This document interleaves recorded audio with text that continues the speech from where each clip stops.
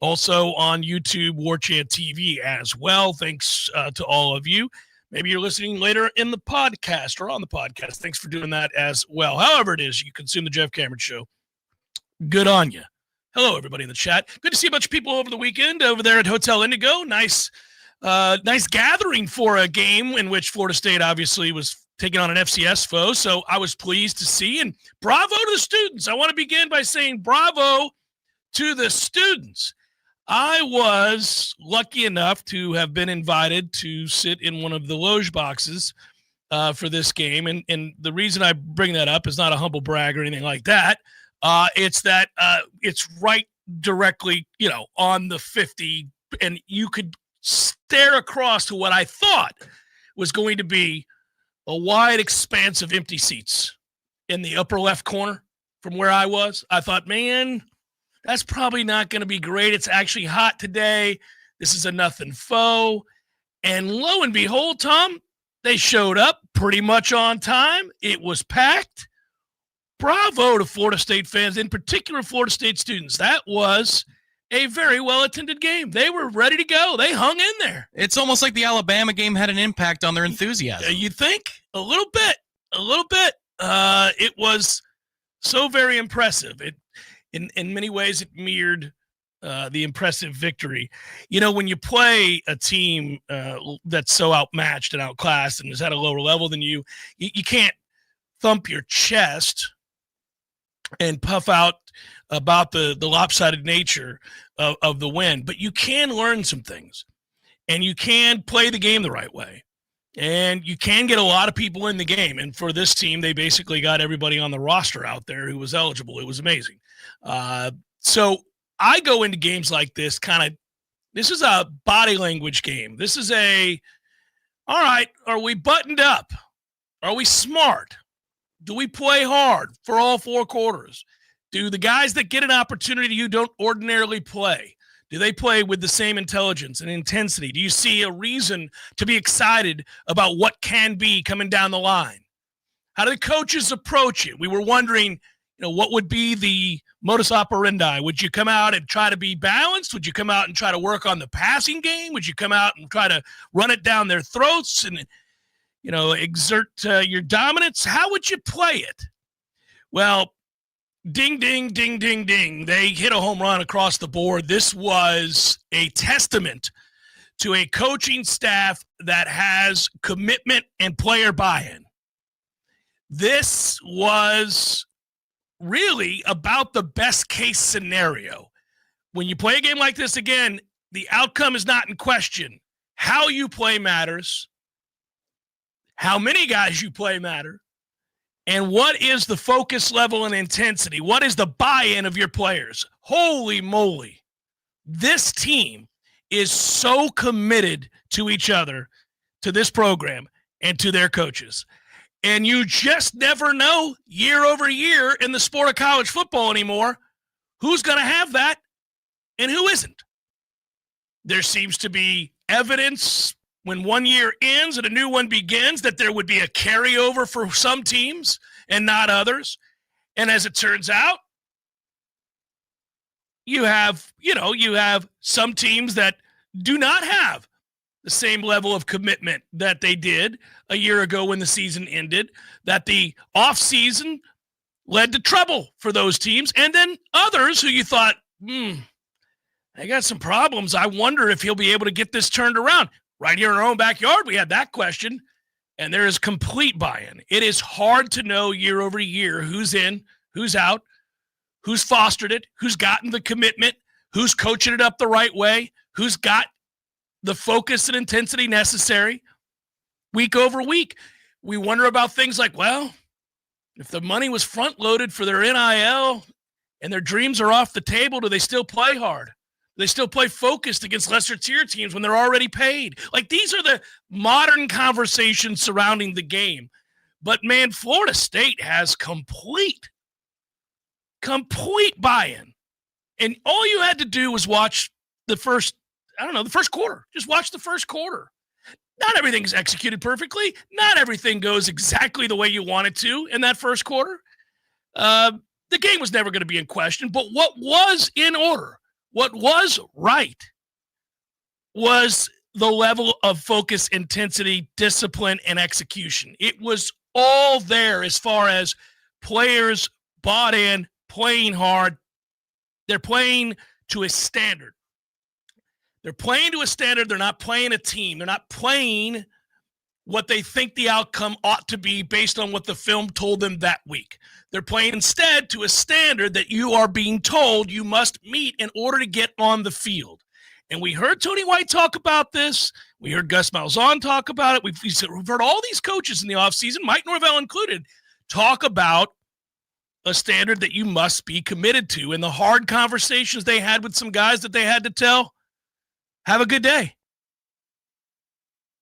You know, that for some folks, you know, you had to have a look in the mirror and you had to say, what's your level of focus? What's your level of commitment? What's your standard? Because here's ours, and this is where I need you to get. And a lot of times that's rhetoric. And football's an emotional game. You've got to bring some of that passion. It happens in the way that you describe the game, the way that you talk about playing the game, the commitment to your teammates and all of that is very militaristic. We hear all these slogans and phrases and terms, but sometimes you kind of roll your eyes. You think, well, we'll see. You know, I don't know. Through 2 games, and I don't think it's going to change once you have something like this. When the evidence is this overwhelming, when you have something like this, to me, it's there. It's in place. That's not going to be the issue. Now, they may lose some games, and we'll talk about all of them as we go along and the matchups and what we like and what we don't and all of that. But that focus, that concentration and all of that, that's not going anywhere. That's not going anywhere. They are locked in. Whatever the magic potion was of the offseason, whatever it had to be to get the message home and to get the buy-in. And maybe it's the interviews, maybe it's the conversations when they're looking at transfers. And they talked about wanting, obviously, Mike Norvell will talk about the edge, but I think moreover, when they were assessing players they wanted to bring in, they had to do a couple of things. They had to first find a guy that had played well in a college football game. Have these guys played well? Not are they potentially going to be good players? Have we ever seen them be good players in college football? And for guys like Elijah Herring, the answer was yes. For Deuce, it was yes. For Squirrel, it was yes. For Tommy Castellanos, we had seen him be a good player. We'd seen him be a bad player, but we'd seen him play good. And so you go through and you look at the kinds of guys they brought in. There was an awful lot of, obviously, belief that those guys would show up, fit the system, play well. And then from there, you got to get the commitment to each other and the buy-in and the culture and all that stuff. And I think that can be hard in this day and age when basically everybody's a hired gun. But they've got it, Tom. They 100% got it.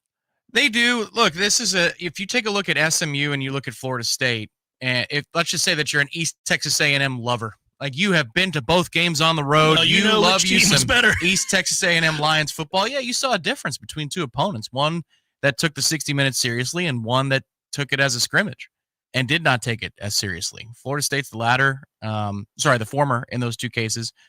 Florida State came to play. Florida State came to be physical. And what's good to see is in the waves of guys that got on the field, the standard didn't drop. Maybe the results dropped off, the consistency, all that kind of stuff, because the skill level isn't as high or the experience isn't as high. But what you saw was consistent physicality from the 1s to the 2s to the 3s, in some cases the 4s that got out there. And that's refreshing to see because that means that I think an Alabama result pushes the buy-in factor from the guys that got on the field to everybody top to bottom. And it's just so fleeting in this day and age of college football. This is what you're talking about in the beginning. You can't count on it year over year. Even though this year looks to be on a path, and it's a beautiful path to walk. Yeah, no, well manicured. Yeah. Embrace it for what it is now, because Florida State is going to be the poster child for the peaks and the valleys. And you hope that instead of a peak, it's a plateau at the top. Here we are. This is just where we are now, forevermore. I hope so too. But I watched SMU a week ago, 3+ quarters of that game against East Texas A&M.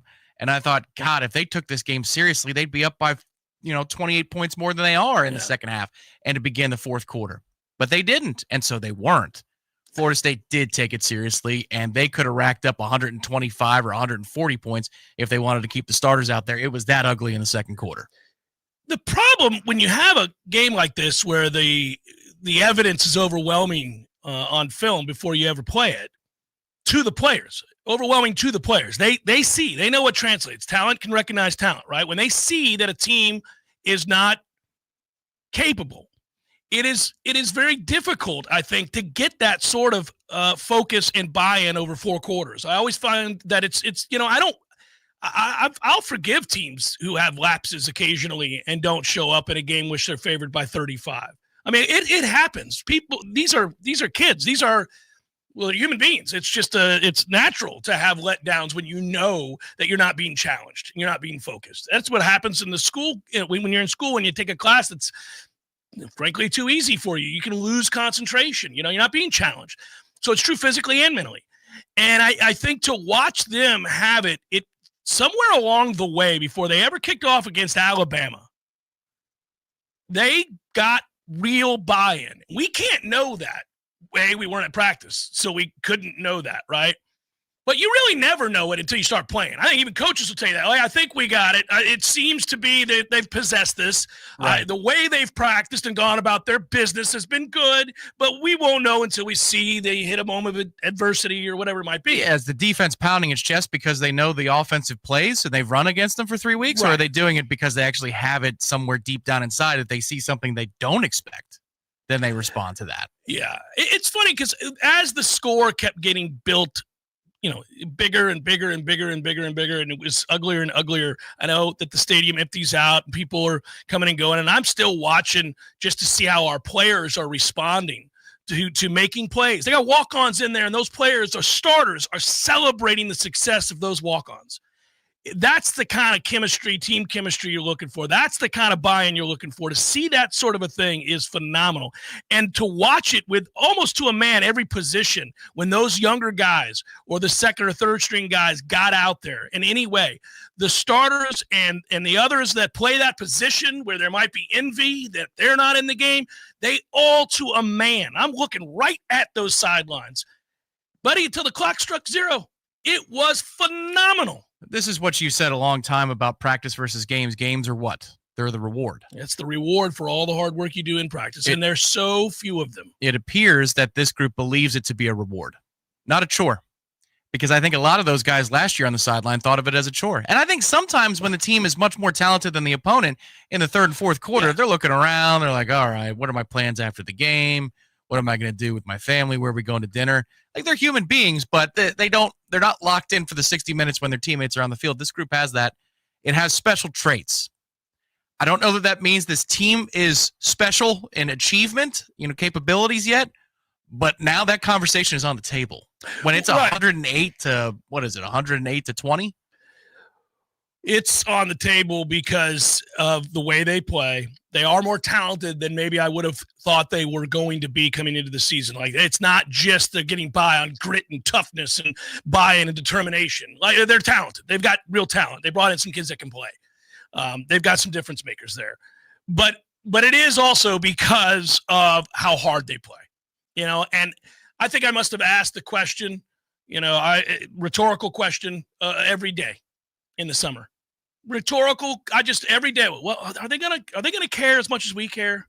Because fans can't stand it to stare out there on the field and look at a player who doesn't get it, right?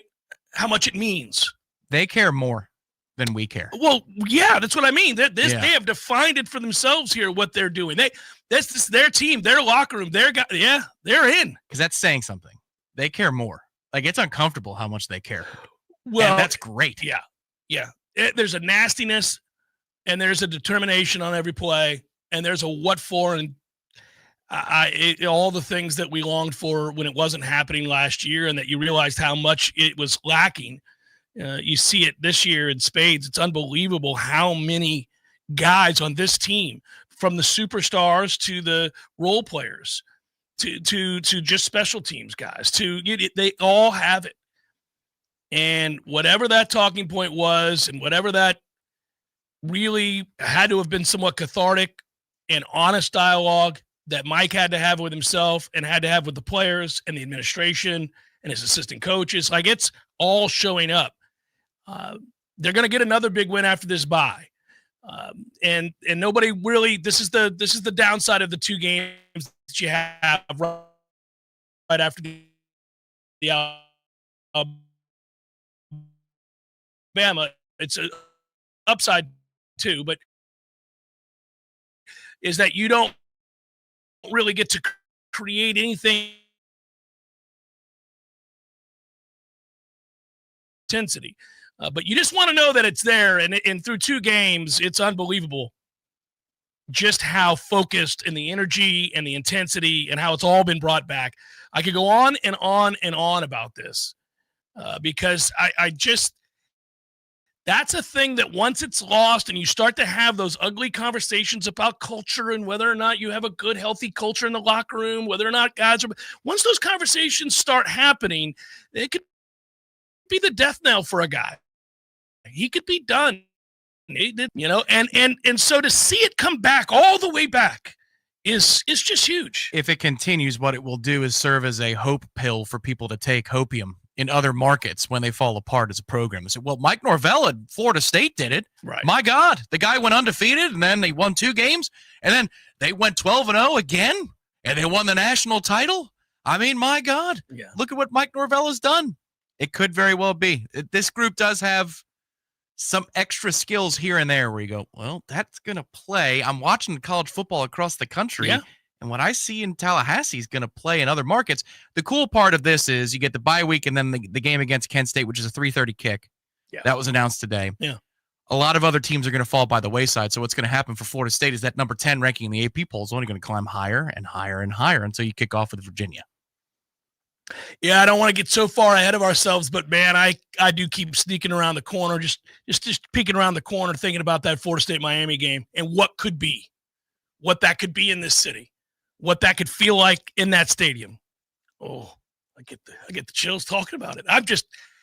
That rivalry has always been special to me. Obviously, it's obviously very special to Noles everywhere. But if you're of a certain age, Miami is the one, and for others, it's Florida. But for me, it's Miami. That's the rivalry. That's the game. The stakes are still in doubt, the degree to which that game is going to be. Yeah.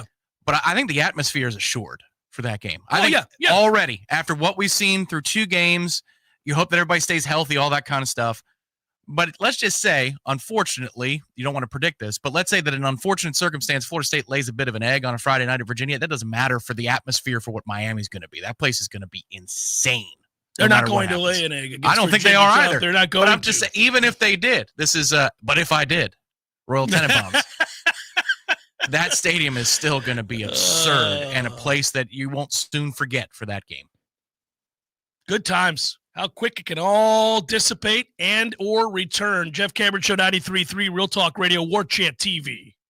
For most families, your home is your biggest investment. That's why Joel Higgins built ACL Home Inspections, providing you thorough, precise, and efficient information with same-day, easy-to-read digital reports. Probably one of the most common things that we find is a water heater drain line. It's meant to be plumbed a certain way, and a lot of the times in a retrofit situation where they replace the water heater is a different size. Lots of times they'll say, I had no idea, and it's the home that they live in, and they walk past these things every day. They're not even aware that it's a danger, much less that it's even there. Protect your family's biggest investment. Call ACL. Having your HVAC system operating properly is probably the biggest thing for high temperature events. So I always recommend a service agreement with a local HVAC company that will come twice a year and clean and service your HVAC system. And they can spot problems. Call today, 850-312-8919.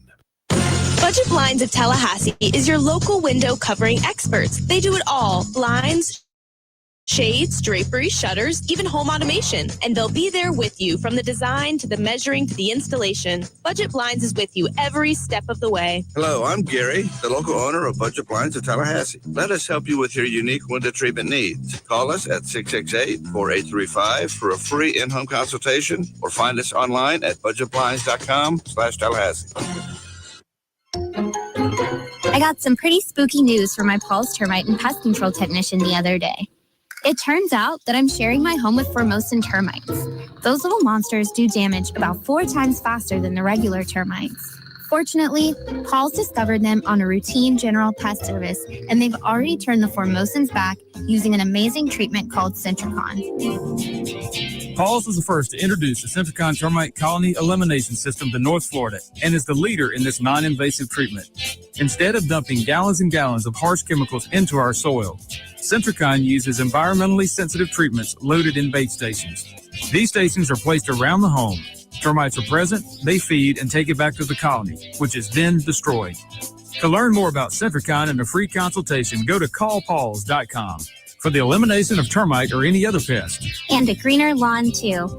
Call Paul's. We'll get them all. The 2025 hurricane season is here. Are your gutters and drains up for the challenge? If not, now's the time to call New Vision Gutters. Your trusted local team that keeps water out, no matter what the skies throw at you. Full service from top to bottom for gutter repairs, gutter installs, leaf and debris guards, drainage fixes. We handle it all. Don't wait for the next big storm to find out you've got a problem. Call locally owned New Vision Gutters today. We keep our minds in the gutters, so you don't have to. Online at newvisiongutters.com. Here's the cold, hard truth. Your body needs more than you're giving it to stay healthy. And now it's easier than ever with Vigor, the all-new cold plunge tub from Hot Spring Spas. Available only at Pinch a Penny Pools and Spas in Tallahassee. Cold plunges reduce muscle soreness, boost mood, improve sleep, and so much more. It's not just a trend, it's science-backed wellness. And now you can have it in your own home. Ready to feel alive again? Pinch a Penny has the exclusive home use solution. Visit us on Capitol Circle Northeast and take the plunge. From the championship stage to coaching change and everything in between, Warchant.com remains your home for the best FSU football coverage in the business. Brutally honest columns and features, market-leading multimedia presence across video and podcast, the largest FSU fan community with a staff that combines for over 100 years of experience covering the Noles. When change comes, Warchant.com is your home for analysis from every angle. Warchant.com, your ultimate Seminole sports source. Sign up today. The Jeff Cameron Show is a production of the Warchant.com Multimedia Network. Check out Warchant.com today for the latest news inside Florida State athletics. That's Warchant.com. Now, back to Jeff on Real Talk 93.3. It's a good Monday as Florida State takes care of business, looks great doing it, plays the right way, all the stuff we celebrated. But also, let's not forget that not only did that happen, but we got to enjoy USF taking out Florida and beginning the very noisy conversation all over again for one Billy Napier, who really did his best to put himself right back on the hot seat that he had seemingly extricated himself from by winning some games at the end of last year and getting that team to stay focused and play hard through the whole season, even after they got blown out by Miami to begin the season, right? That was kind of the just due, the reward. Well, they must like their coach. They sure do play hard for that guy. Well, I know Lagway likes him. He says it around every turn. I guess we got to keep him. And then voila. Indeed. But it's not just that he did it. It's just the asinine decisions. Like the clock management is one thing. He's always been, rather silly when it comes to managing timeouts, understanding the clock situation. There's a Mario Cristobal-esque sense of the clock and game management to the way Billy Napier's operated at Florida. Also, this is a trend now. Let's not forget that against Florida State a couple of years ago in the swamp, I guess that's 23. Yeah. Player kicked out for spitting. That's right. Yep. So I got to tell you, I that kid's gone. If I'm coaching, I can't abide. We can't have it. It's always been something that I think everybody understands. Like you can't. Brendan Bett is the kid's name. Not only did he probably cost them the game. There's all kinds of plays left out on the field that game. Lagway. But this there's no doubt that penalty, USF is pretty well screwed in this moment. And then that gets them to the 39 and changes everything about what's possible in that drive. And I don't know. He'd have to be a great, great player for me to not dismiss him.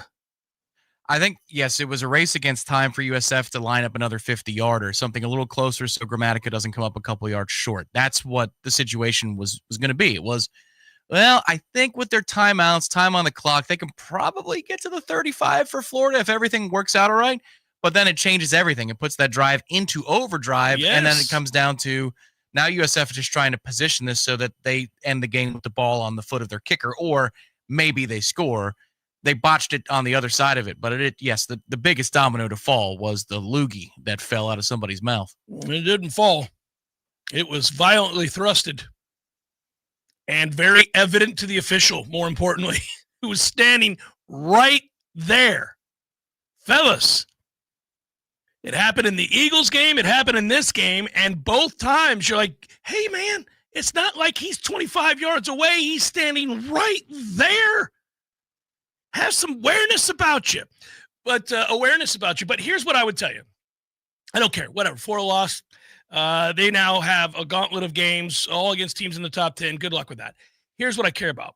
The conversation's already started. So what happens now affects Florida State.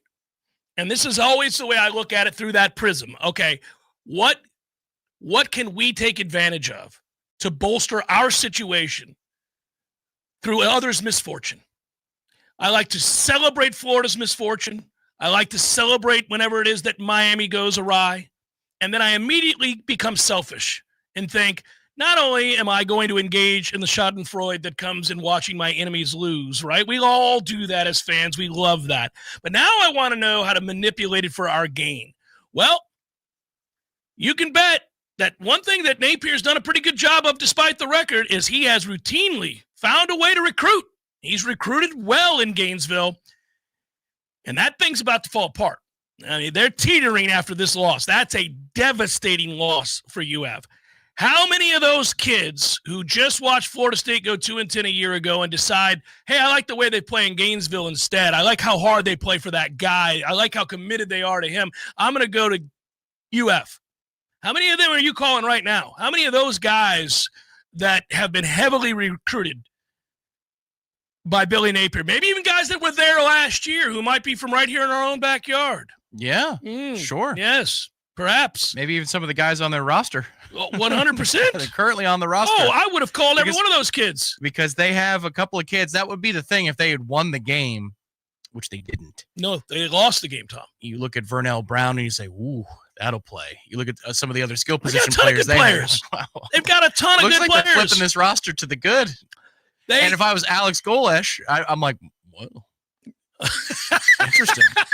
You think maybe he tapped Lagway on the head, on the helmet before leaving and said, give me a call. Just let me know what your number is to stay here because I'm going to join you here in a couple months. This is my new home. So the thought is, and now you're talking about, what's to come, right? I'm trying to grab those kids off that roster, as many of them as I can. I'm tampering, I'm cheating, I'm doing everything I have to. I'm sending cash in the mail. I don't care. There are no rules here. There are no rules to the game anymore. What are you talking about? I'll stroll into your stadium, monitor your practices, and then win a national championship and get a slap on the wrist. What do I care? There are no rules. Michigan proved that. Many others have too. You could have gotten a seat at the swamp by the tunnel and brought a giant poster board that says FSU rev share contract with an X and a line, and then just say sign here. I mean, I'm going to war for those kids. They got a lot of good players, man. They're not playing well, but they've got players. So I'm curious what happens with recruiting. That's the next big thing for Florida State. And how does the UF situation figure in that? And I think it will. Now, who knows? College football is weird. If they come back and beat LSU, I suppose it's all off the table temporarily. But something tells me that's not going to happen. That is a truth serum game for how healthy is your culture. That's what that game is. Also, Brian Kelly, don't screw it up. He's got a really good quarterback. He's had one before. I don't know. I have a hard time. That was such a gut punch for them. That is something. This could all spiral tragically. Meanwhile, USF manages playing the Toro. Yeah, there we go. Hit the road for Miami. An amazing, before the year, sitting there staring at it. What do you do in USF? Yeah, I like your coach, but man, you're going to get this poor man killed before he ever has a chance to win anything of significance for you. You're scheduling Boise, who's probably the best group of 5 team. Then you're scheduling, obviously, Florida in the swamp. Then you got Miami. I mean, gosh, guys, you're going to be 0-3. It's going to be tough. Well, they might go 3-0. I don't think they'll beat Miami, but hey, they might. I guess they could. You know, you can't count them out. I would be very surprised. I would be very surprised. You can't count them out, but the thing is, Lagway missed so many throws in this game. If Beck misses that many, then they should also put a 4-leaf clover on their jersey. Yeah. But you never know. Maybe something about the way they play offense will succeed more against Miami than it did against Florida. Maybe something looks a little bit different on that side. Dare to dream. FSU Twitter jumps in the chat to say Jeff handing out Zaxby's bags on the Bull Gator deck to kids. Oh, yeah. I don't care. I got my gear on. I'm like, here you go, boys. Come on to Tallahassee. Woo! The buy-in is very real in Tallahassee. Take a look around. Yeah, that was a stunning turn of events. But again, got an oldie but a goodie for you. Yeah, fluffy Bisquick pancakes. Yes, Mr. Bad Mex 24. I did think that Alabama would beat Florida State. Vegas did. I did. Every coach on every panel and every show I saw did. I don't know, but one person, Lee Corso, the great Lee Corso, picked us, and that was because he was retiring. Got it wrong. Abundantly clear and celebrated. That's not the dig that you think it is. It's like the 5th time he's posted that on different shows. It's also just dumb. Thank you for your continued patronage. But it's fun to watch a team that goes above and beyond expectations, right? Curious, though, on a serious note, very curious to see how well USF plays Miami. You got to think about how physical the last 2 games have been. Yeah, attrition. Yeah, I'm just curious. I mean, they don't have that kind of depth. I love the way they play. We said that before they played Boise. I picked them to beat Boise. See, I got that one right. Anyhow, the point is, I like the way they play, and they play with a lot of what for and passion. But, man, I don't know how deep that roster is, and I just wonder, a third such game like this, if we're sitting around in the third quarter of that USF-Miami game and it's tied, are you calling Sexton if you're the Florida AD? Are you a lot of people are calling Sexton. I'm saying a lot of ADs. Yeah, but I'm saying right now, have you already had the call? How does your client feel about a mid-year transition? We do need to get the jump on the December signing day. There is just it is funny. I mean, the guy that you had to walk across the field and shake his hand has got eyes for your lady. He's looking at that sideline. He's like, ooh, is that your wife? It is, neighbor. Why? Nothing. Just wondering. Yeah. It's Napier's walking off the field as assistant coach. Did you hear how our guy congratulated their coach? Wonderful effort today, coach. You really did bring something here to Gainesville, and we are not happy about it at all. Impressive work, sir. Hope you have an excellent, and your family. Tell me, do you have kids? Yeah. You a father? Yeah. I would love Me too. The bits you could write. How much fun we could have with that with the production budget, buddy. That would be great. Jeff Cameron Show 93.3 Real Talk Radio, Warchant TV. Our local news now. One person is dead after a deadly pedestrian accident Saturday night. FHP says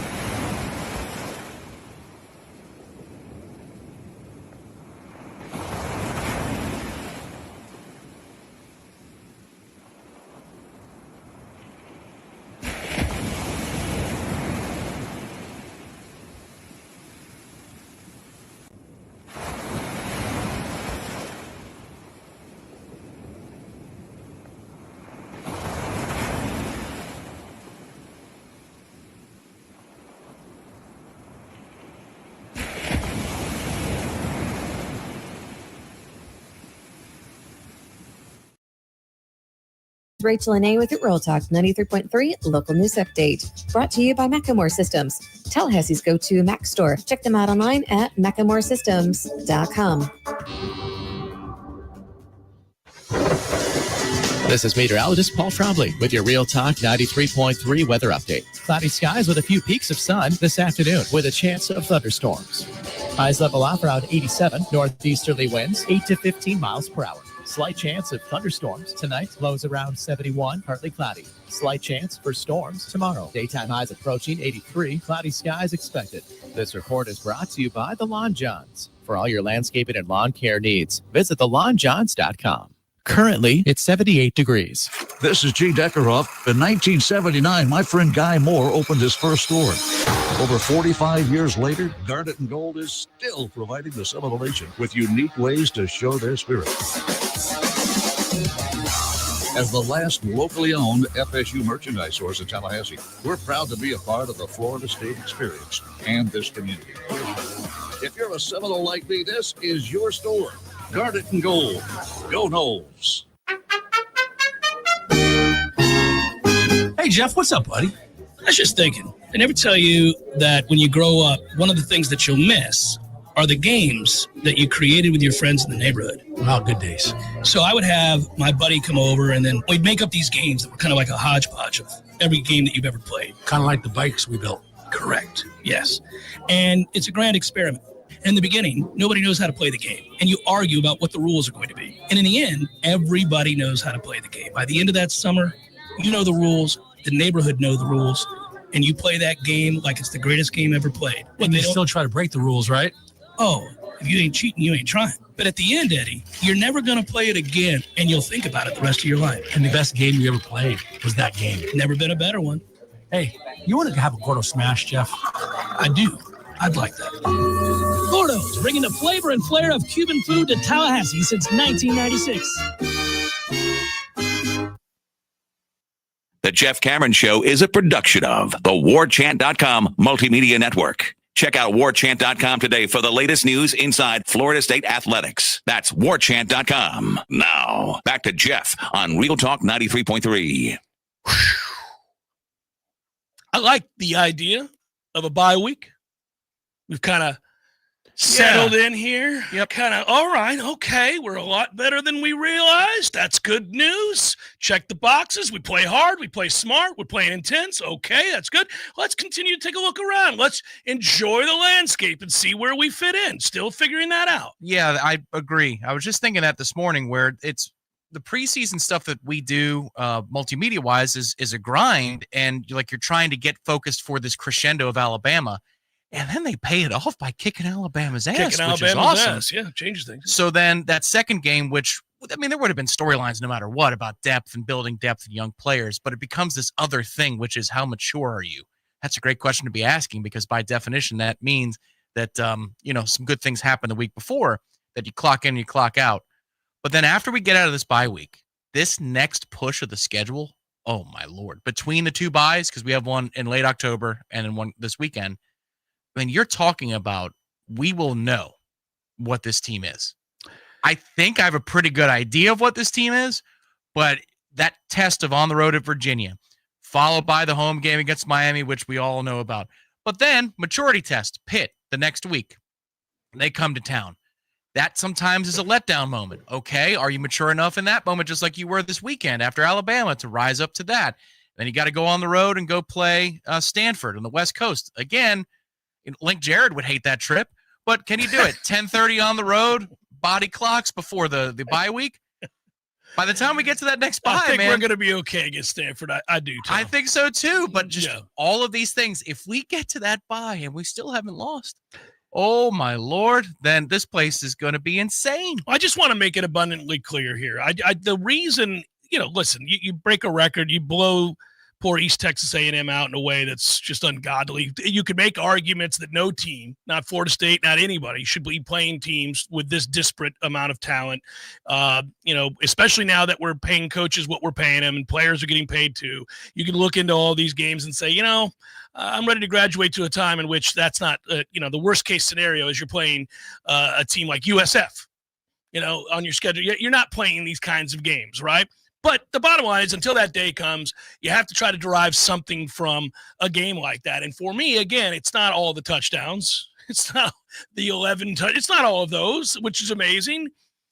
It is the way they played. It's about the commitment to playing the right way and being focused and taking care of your job and playing hard and playing for the love of the game and having a passion that is evident to all who watch, execution, all of it, all of those things. And they did it at every level consistently.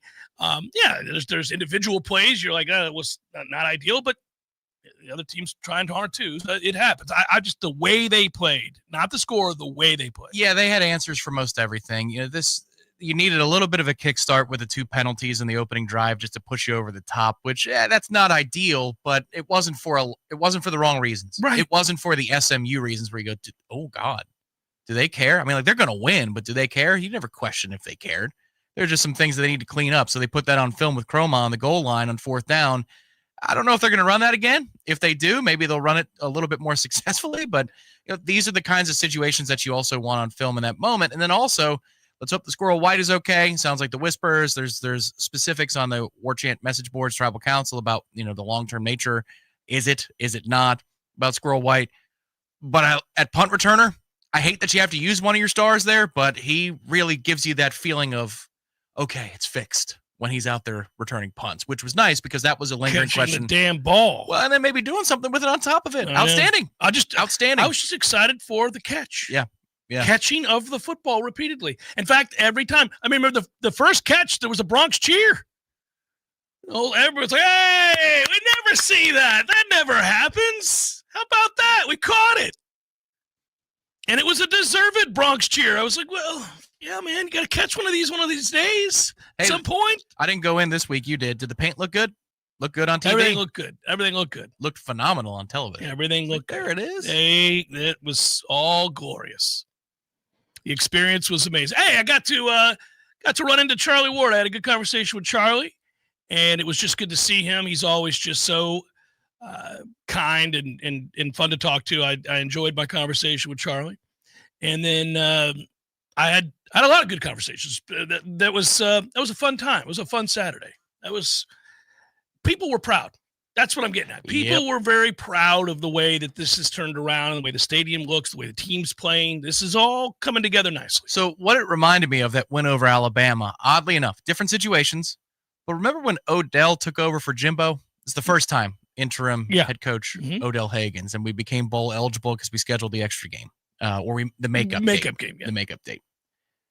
There was this healing moment that it felt like, okay, this Jimbo thing has dragged out. It has brought everybody down. The record has been brought down, but Odell is going to be here to heal us. And he was. He was there twice. He helped us, to heal us. Through a tough time, The Alabama game felt like that, except the difference is it wasn't because you need an interim head coach because somebody's fired. No. It's, oh my God, we have a healing moment, and then there are expectations right behind it. It's a unique feeling for Florida State fans, and this is a nice one. And I think that was the case on Saturday, just being Hotel Indigo and being around around the building. You sense it. You do. Well, and, you leave a game like this, and again, you're happy. Everybody's happy with the way the game goes, and you're hoping that you get out of it healthy. And then you really do try to take in the other games around the country to see how you're matching up, to see what other teams' collection of talent looks like. So, for example, I think if you watch the Michigan-Oklahoma game, you see that going out and getting John Mateer was a good idea. Oklahoma's offense struggled mightily a year ago. A lot of that had to do with injury, but they went and flipped their entire offense. They did what we did. They went out and got personnel accordingly and changed out what you knew they were going to play good defense under Venables. What's funny is when their defense took the field on Saturday, it's the first look I've had at Oklahoma, who watched last week, but I thought, oh, that looks like us. I didn't think that we look like them. I thought, hey, that defense kind of looks like our defense does. They bring it. Yeah, they play good defense. They do. And they played actually good defense last year. Remember the Alabama game? Their defense dominated that game. They did. They could never score. They could not score points. So you go out and you just say, all right, well, Ben Arbuckle, John Mateer, everybody, can we get some offense going here? And they did. And it was, he had 270 passing yards. But I'm trying to size them up. I'm sizing up what is Michigan, what is And then, we were looking around the SEC, and they had some big wins over the weekend. This was a big weekend for the SEC, and I'm not saying that, jadedly. I'm saying that they're 8-2 in power conference teams non-conference play right now. Florida screwed them up. And Bama did, too. Of course, Bama took that ass beating. But, they have looked good otherwise. The lone blemish was Texas losing to Ohio State, Alabama getting waxed at Florida State. And then other than that, then, you have what Florida did with USF. But I'm trying to figure out who's the best team in that league because we're thinking about playoff spots and vying for. Yeah, it just feels like that might be a collection of very good, but not a league with one team carrying the banner like Saban's Alabama teams or Kirby's Georgia teams or the year with Burrow and LSU. Yeah, well, that was a special year. But you know what? Georgia, Tennessee this weekend could help paint that picture, the 3:30 kick. What's funny is when you say that, immediately my defenses go up. I'm like, well, they're always perceived to be 8-3 in their first 11 non-conference games, but they haven't been. This year they finally are achieving that for the first time in a minute. Yeah, and Alabama will probably beat Wisconsin. We'll see. We kind of want them to. At this point, yes, absolutely. I want them to look dominant every week. I'm like, oh my God, what are we? Right. What are we? Yeah. We said walking out of that stadium after the Alabama game, okay, kudos to these guys. Kudos to us. We deserve the praise. I know that nationally the story will be that Alabama looks like they're in trouble. DeBoer hasn't won over the fans. They lost 4 times last year. Now you get beat by Florida State. At times you look listless. I knew where that narrative would go, but I wanted to be sure that we gave Florida State credit for the way that they played, for the way the Noles played in that game and how hard they hit and how intensely focused they were and how well coached they were. They were very buttoned up and ready to go. All of that was true too, and we said it's only a matter of time before we'll know what Bama is. I don't know. They could be a collection of really good players that don't play well. It happens. Teams sometimes obviously have something else wrong beyond the talent acquisition. And I wanted to see how they were going to play in this last game. Obviously, they steamrolled 73-0, I think it was. But I hope they play well. There's a part of me that hopes they play well because that will further bolster the expectation that we have as this season goes on as to what's possible here. I don't know how you'll keep that groundswell of good feeling and belief that this team could now, despite what we thought in the preseason, now you're starting to think about, well, maybe they are good enough to make the playoffs. Maybe they are. I think right now you could make a convincing argument that that's just kind of they are. Period. Good enough to make it doesn't mean they will, but good enough to make it, sure. Yeah, it certainly feels that way. One thing I want to see that weekend, it's the day after we play Virginia, it's Alabama and Georgia. Design quarterback runs for Ty Simpson. I'm very interested to see if there are more than 0 of them because there should be. There should be. This weekend, I don't know that they're going to need it against Wisconsin, but they will against Georgia. I'm curious to see, how that works because I think it is a thing that could unlock the rest of that offense. You and I agree on that.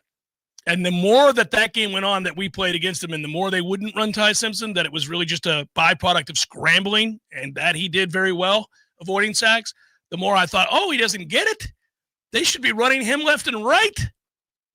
Yeah, if Gus was wearing Ryan Grubb's uniform and he was calling in plays, they would have gotten a lot more out of that offense. It doesn't mean that always is the case with Gus, right, but specifically that group of skill players, yeah. We got asked a question in the chat earlier when we were bringing up Napier's situation and the position Florida finds themselves in. And who knows, they could bounce back and beat LSU, and all of a sudden the conversation changes dramatically again. But as of right now, it's put him squarely in the crosshairs of Florida fans and a bunch of very upset alumni. And we wonder then, well, what does that mean? Well, we jokingly always say anytime there's a coaching availability, well, Sexton's phone's ringing because this is how it works. Hey, I got to make some changes, and I'm one of your guys, and, you're going to lose another one of your guys. So who's available of your guys that would want to come here that we could use? And somebody suggested, will they call Gus Malzahn? No, Florida's not hiring Gus Malzahn. And that's not a knock on Gus Malzahn. Florida's not hiring Gus Malzahn. They'll go after Kiffin is who they'll go after at Ole Miss. No guarantee that he leaves Ole Miss.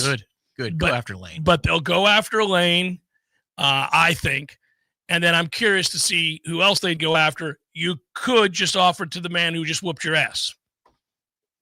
I would be more worried if they did that than if they went to go get Lane. But here's the thing about Golish, who I like, and I've identified him many times on this show as a coach that I think is certainly up and coming.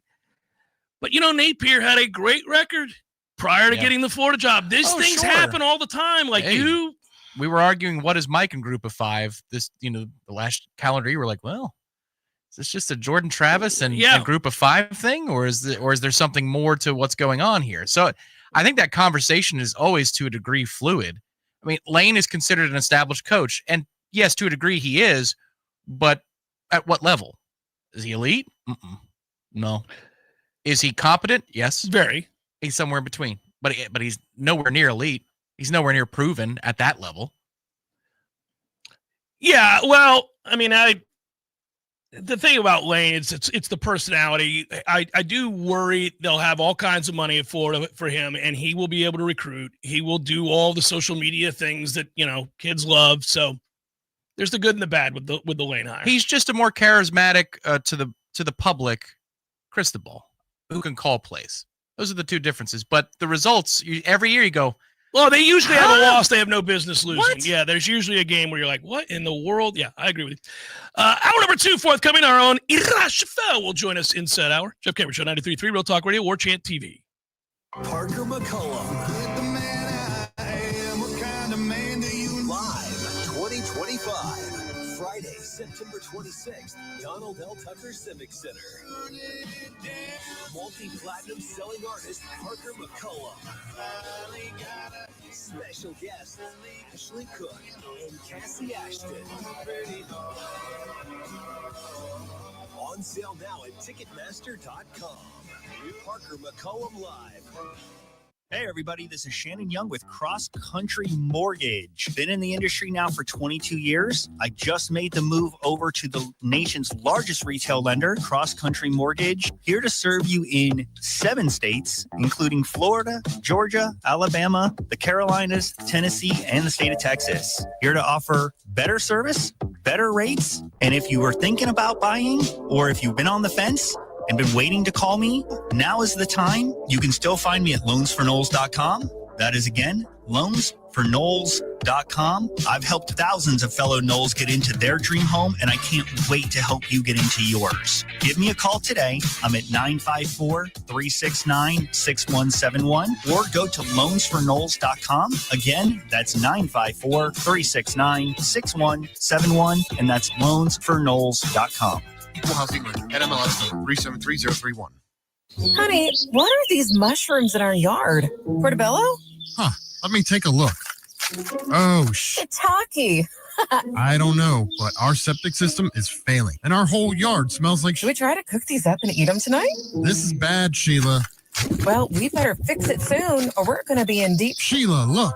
It's Crud Septic. Our prayers are answered. Call Crud Septic Service today. Pump outs, installs, repairs. CrudSeptic.com. That's CrudSeptic.com. Some men follow the crowd. Others take the long way. The wayward way. At thewaywardgent.com, we've curated the gear, gadgets, and grit every respectable man needs. From the fairway to the fire pit. We've identified the top-rated Amazon finds, so you don't have to. No fluff, just the good stuff. Visit thewaywardgent.com for the man who's not afraid to live a little off course. Thewaywardgent.com. Tired of watching baseball score updates on your phone? Get off the bench and head to the CP. The Corner Pocket Bar and Grill is your home for all MLB games in-state or nationwide.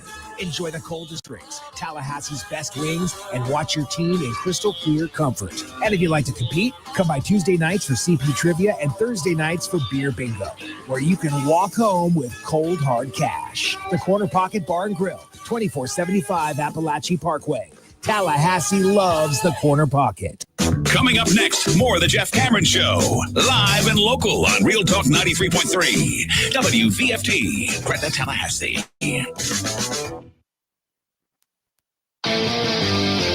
Your Sports Flash Update on Real Talk 93.3 in Tallahassee. The Liam Cohen era of Jacksonville Jaguars football, well, it starts off with a bang as they're able to knock off the Carolina Panthers 26-10. Travis Etienne runs for 143 yards in the contest.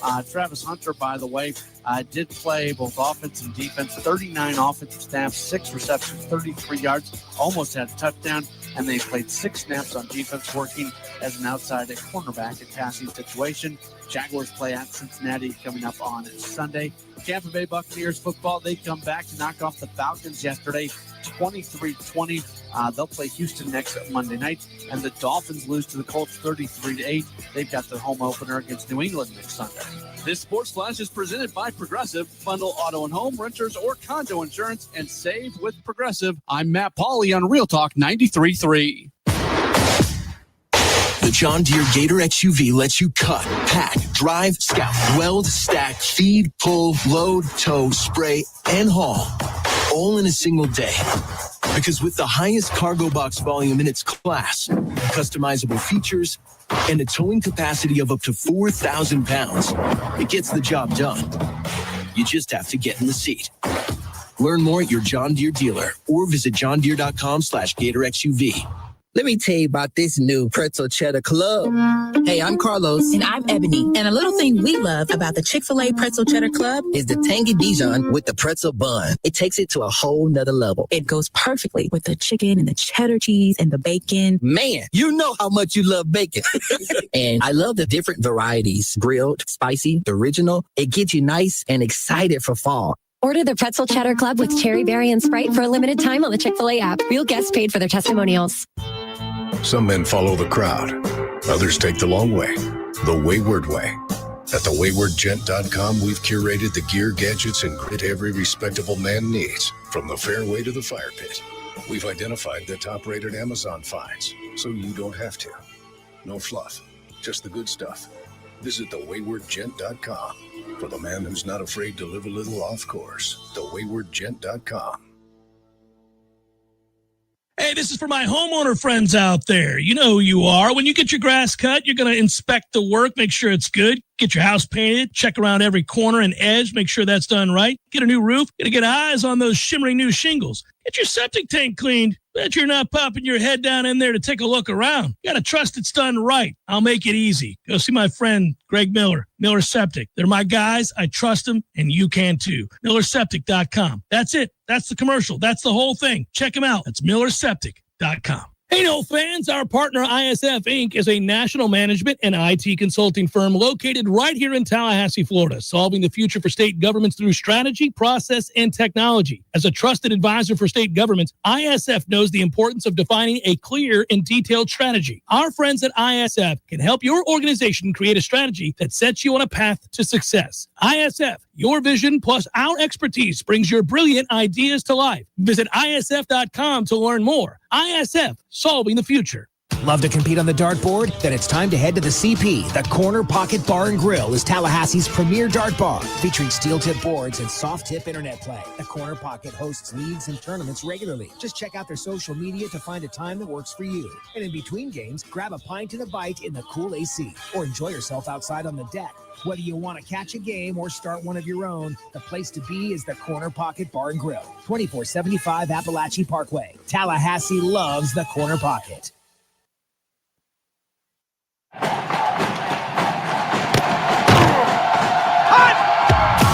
Broadcasting live from Florida's capital city, this is the Jeff Cameron Show, brought to you by Orange Theory Fitness on Real Talk 93.3. Now, stop what you're doing and listen closely. It's time for the Jeff Cameron Show in 5, 4, 3, 2, 1.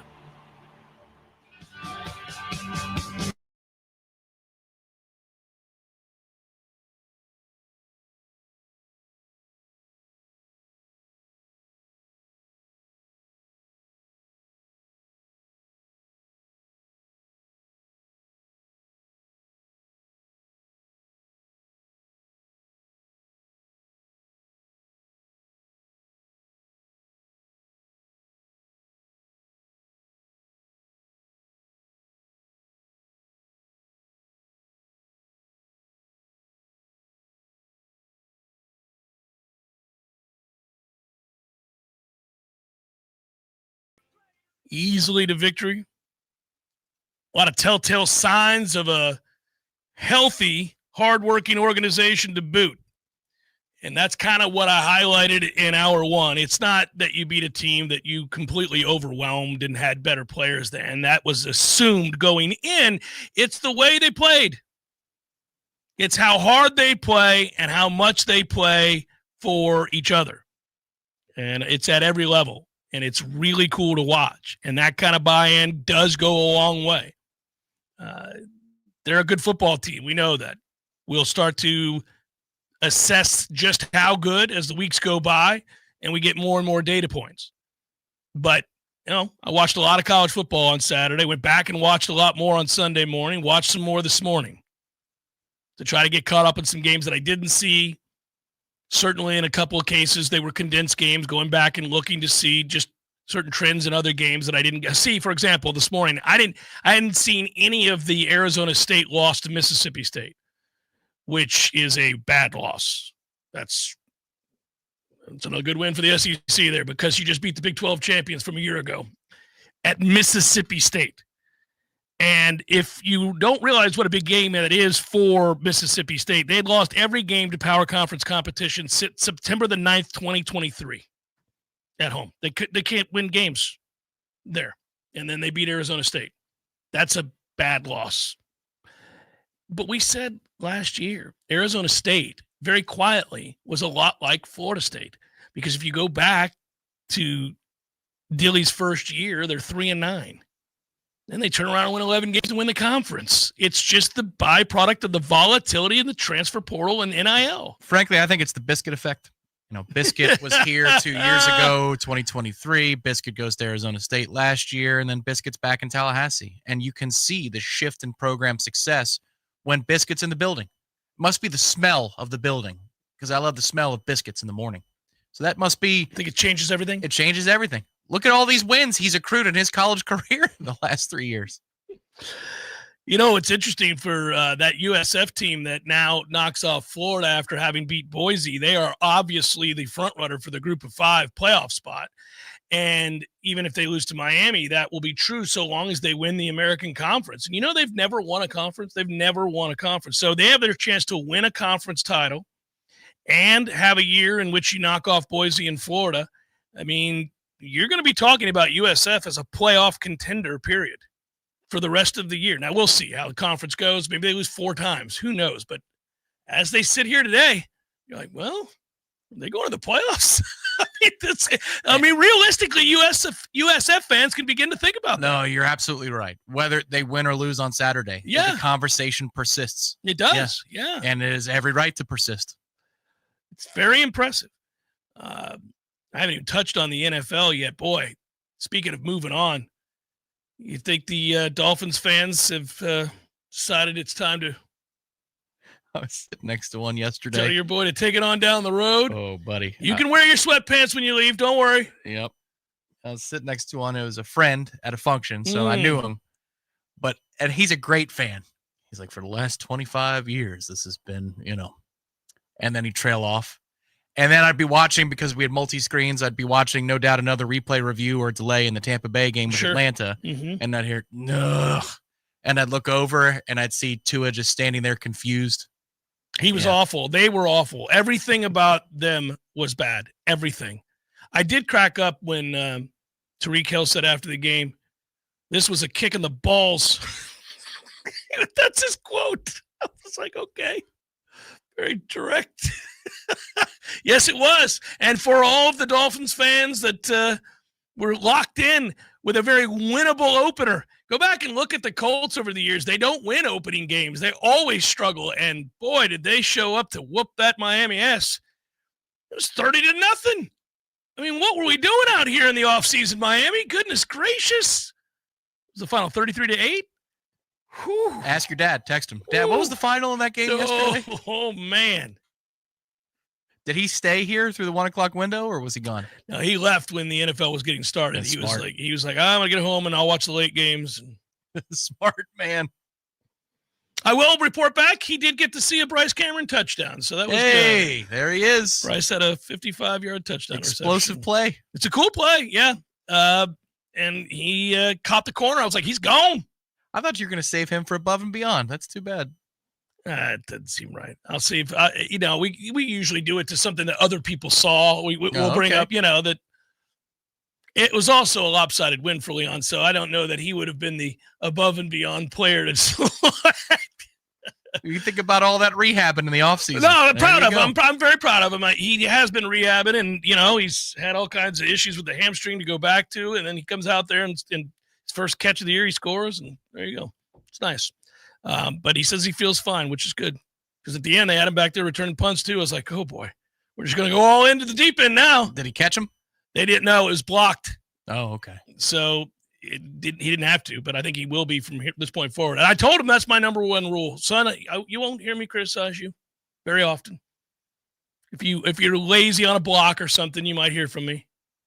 If you're lollygagging at any point, that's not the way he plays. But if he did, I might bring it up. But catch the punt now. Whatever kind of return is whatever kind of return. Catch the punt. He's like, I know, Dad. I go to the FSU games. He knows. Good point. Yeah, he knows. He was there on Saturday. I'm sure he was part of that group that was cheering the caught punt, the first caught punt. You're like, oh, there it is. All right. There were a couple others that were just terrible. You couldn't go catch. I wasn't going to blame him for that. But back to that conversation about trying to figure out what FSU is, I get that it's 2 games. I get that the tendency is to overreact when you've seen a bunch of touchdowns for your team. That's why I didn't cite the score. That's why I didn't say they are this or that. I just said they are playing the right way. But they are not devoid of talent either. And they are running a system. And this was the great gamble. And we did say, hey, look, Castellanos the passer, whatever. Castellanos the runner, yes. And if you're going to use them in a system like this, you got to utilize the legs, then fine. We should be all right. Now, in this game, you could throw it around the lot a little bit because obviously you're going up against a inferior team. But all of the pieces and the things that you did in terms of going out and bringing in the offensive lineman, but also your offensive line coach, how quickly Tony White and Herb Hand and Gus Malzahn and these coaches have been able to get these kids in these systems to run it as smoothly as they have and as efficiently as they have. Really good signs, obviously, of future success, but it's also a really good sign that they've taken to it. The personnel system, it's a nice marriage right now. Very nice marriage. Yeah, I think what it's fair to say about this team is they're going to get the most out of what they are. The coaches are going to get the most out of what the players are, and the players are going to, on an individual level, work hard enough to get the most out of their abilities. And that is all we could ask for preseason. And honestly, I didn't know what that meant in terms of wins and losses. And now that number looks kind of high. Like, this feels like, and I'm sure we'll do it this week because we promised to do a W's and L's check-in after 2 games. 9.5 is what you're going to set the over-under at right now? Yeah. Is that too low? Is it 10.5? It's probably 9.5. It's probably 9.5. But the interesting thing about it is, like, you can say, look, having seen them beat Alabama playing the way that they did and how intense and focused they seem to be and how businesslike and buttoned up they were in a game in which they were going to easily win, and they maintained it through all 4 quarters. They did a lot of things that I think ultimately reward those kids who practice so hard, the kids who basically have to run scout, the kids who are tackling dummies. Everybody got in the game. All those kids got an opportunity to shine. And so the investment that we're describing is not only maintained, but I think heightened every time you're able to do that. That's why playing a lot of people, nearly 90, is important. Because now when you're asking them to sacrifice every day, football practice is hard, as I point out, and you're asking kids to do a lot of these kids are not going to play on a Saturday where you have a real opponent. They're not going to be in the Virginia game. They're not going to be in some of these other games. But you give them that donut, that biscuit, that treat this week and next game, and that investment will sustain itself over and over and over again, and probably even grow stronger. So those are all reasons to get really excited. We didn't mention it, but we should, since we're assessing what was. I talk about the commitment to playing a certain way to a standard, but there were actual X's and O's in personnel decisions that are worth talking about. Sperry getting in the game second. Yeah. I texted you the second it happened, but of course you did. Yes, and you had to smile because I wondered. You cannot hear Gus Malzahn talk about that young man. You know, Gus is not wanting to do interviews. He doesn't enjoy standing there to talk to anybody. Never. Now, he will enjoy being at the quarterback club. Yes, interviews. He can't wait being at the quarterback club. Yeah. But my point is, it's not his thing. He doesn't like to do it. And yet, every time if he's ever asked about the quarterback room, when Sperry's name comes up, he perks up a little bit. He loves it. So, yeah, it's funny. He's like, oh, well, he's a good football player. Now, Brock has been dealing with some things. Yeah. And Sperry has been dealing. Okay. He loves him. He does. And by the way, he looked good. Now, again. Yes. He looked composed. Check all the boxes. Everything that you're looking for. Calm. He was able to break off a non-designed run, and then they called the design run, and he looked very natural in that situation. The rollout to the right on the touchdown. I mean, yes, it's going to be a touchdown. You can't hardly miss that. Some people might chip bricks in that moment. He didn't. We saw a quarterback who could miss it last year. That's right. A lot. But everything about his on-field presence looks like a veteran, and that's where I would agree, where Gus said yesterday at his press conference, he's different for a true freshman. Yeah. He looks calm. He doesn't look flustered. That's a home crowd and a blowout. You hope you don't have to test him this year on the road in a hostile environment, but I can see why they like the kid. Well, he's also just a perfect fit for what they're trying to do. His skill set works within this offense. And so you have a guy that's perfectly suited to run Gus's system. I mean, if he plays to his strength, it falls right into what Gus wants to do. And you dare to dream in a moment like this. If you're trying to sell, a lot of times companies are trying to sell nostalgia. Sure. But I think in a week like this, you're trying to sell the future. And you've got touchdown passes from Sperry to Boggs and Sperry to Croma. I mean, come on, man. Dare to dream. And by the way, the touchdown pass to Boggs is like this great reward for doing all the other things right. The blocking. Yeah. Oh, yes, absolutely. The blocking. He's invested in the little things. That's what I mean. You get the ball in this offense if you do all the things without the ball. All of the things without the ball leads to you getting the ball. That is dangled all the time. This is something that should be pointed out. We have a little bit of a window into the program because of a connection through the staff. But the coaching staff told Javen Boggs to follow what Deuce Robinson does, to follow him around, to learn the ways of what it takes to be a high-level college athlete. Even though Deuce hadn't been extremely proven at USC, the way that he came to campus here was on a mission, thinking like a professional. And so when Boggs gets on campus, he was directed the way of Deuce Robinson in terms of this is the standard. This is how you should carry yourself. And you could see it in the details on the field, in the way he blocks, the way he handles himself. And it's great to see on a day like this in which Deuce Robinson shines and goes for 160 in the first quarter. That second touchdown of which with the body control and the adjustment, outstanding. It's great to see that an understudy of sorts, who already has cracked the starting lineup, gets rewarded for doing a bunch of little things. I want to point out, because when you rewatch the game, these kinds of things really stand out. It did in real time too. But I think when you go rewatch a game like this, obviously, we know what the final score was, but go watch. I did a lot of the celebrating with the players, watching walk-ons get opportunities to make plays, but also starters playing hard, even when it's a 4 or 5 touchdown lead. There's 2 plays that stand out under that umbrella. Starters playing hard, scores already lopsided. Darrell Jackson doesn't make the play, but he is hustling to make the play, and he's a 335-pound man, and it's hot. And I think it was 28-0 or 35-0 at the time. And he is chasing the ball to the far sideline after having gotten in the backfield, initially penetrating, gets juked, guy circles back around, and then all of a sudden you see Darrell just still running as fast as he can to that other sideline to make a play. Buddy, a year ago, we never saw that from guys, or seldom saw it from guys, any of the guys. It was like Lola Haya, and that was it. It was, you never, just when you're looking out there and you see that, you're like, that's the difference. Tony's going to talk about all the things they have to clean up, and he did, and he's going to mention those things. And a coach is always striving for perfection. You're chasing that along the way you run into excellence. You know there's not going to be a perfect game. Mistakes are going to get made. But if you continue to pursue that and you convince kids to do that it's in their best interest as individuals, but also collectively, that we'll attain this sort of unreachable goal if you just do this, right?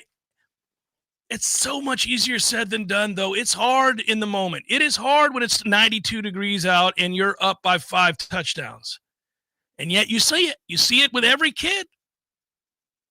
They love to play for him. And they're doing it on offense, too. So, give credit to Mike and Gus as well. I mean, they've got him doing it. Well, when Tony was hired and you reached out to your contact in Nebraska, I got to talk to him for an interview as well. There were 3 words he used to describe Tony White. You remember them?